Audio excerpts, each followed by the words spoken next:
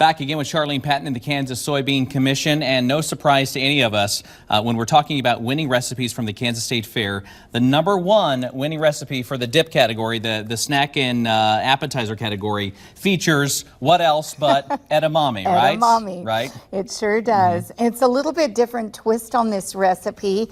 We're going to use fire roasted corn. I had not used that a lot before. So we'll add these to it. We have sour cream in here. We have a half a cup, a third of a cup of mayonnaise. You're going to add 2/3 cup of it's canned fire roasted corn. Easy if stuff. you can't find it, she suggests using any canned corn. Then you have our edamame, and this is 2/3 cup of edamame. And I need to mention that this was a recipe from Margaret Miller from Burdett, Kansas. And this did take first place in the Kansas State Fair, the Kansas Soybean contest, right, Charlene? It sure did. Okay.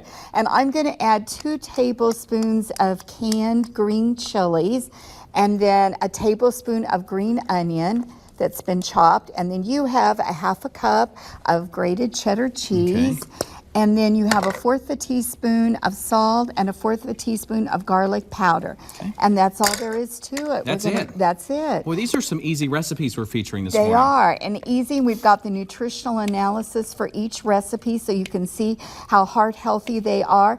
But that's all there. Another recipe Blake could make with you. Oh yeah. Throw it together and then gobble it up. It takes that's right. Takes just as long to gobble it up as it does to make, and that's saying that it's good because it's quick. It's quick. Right. And you can serve it with crackers. You can serve it with relishes and vegetables too. So it makes an easy recipe that you can have for the holidays. And you sneak in, you kind of cover up the green stuff for the kids. They won't even know you're eating something healthy. That's right. They've got a dip that's healthy for them too. Absolutely. Okay, we can find this recipe and all the other winning recipes online, right? At the Kansas Soybean Commission website at kansassoybeans.org. Okay, and you're back for Midday in Kansas. One final award-winning recipe, right? We sure are. What is it? It's good. A pinwheel. A pinwheel? Yeah. So these things right here. Yes, we're going to make those. We'll be making pinwheels on Midday in Kansas today. Thanks, Charlene. We'll be right back.